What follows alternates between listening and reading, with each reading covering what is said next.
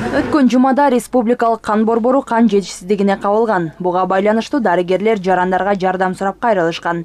Анда запас бир күнгө гана жетери, ал эми кан куюуга муктаж болгондордун саны арбын экендиги айтылган.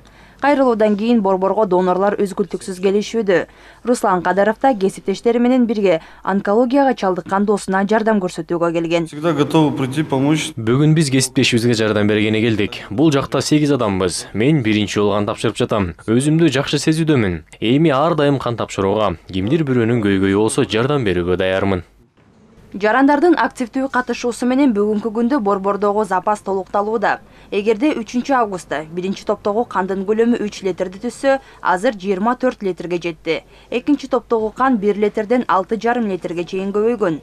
Үчүнчү топ 800 граммдан 23 литрге чейин. Ал эми кандын 4-чү тобу 2,4 литрден 7 литр 300 граммга жакындады.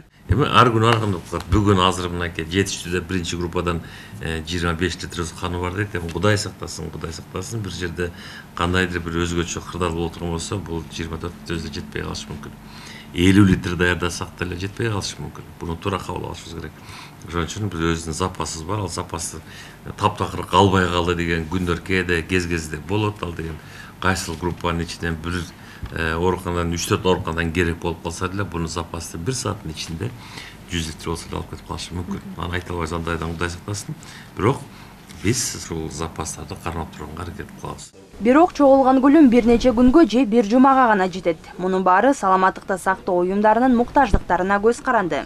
Андыктан борбор донорлорду күтөт.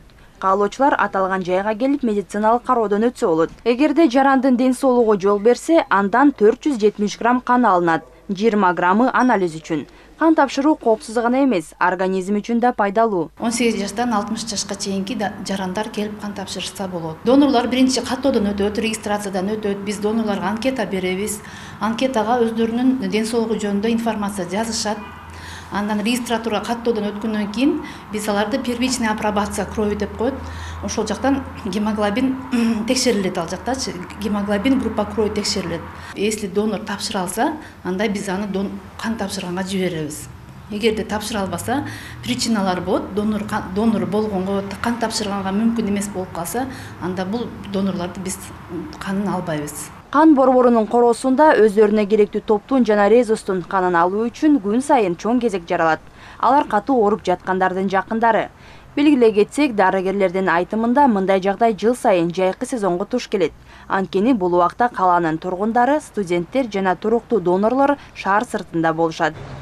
Альбина Айбекова, Жакшылык Исаков, ЛТР, Бишкек.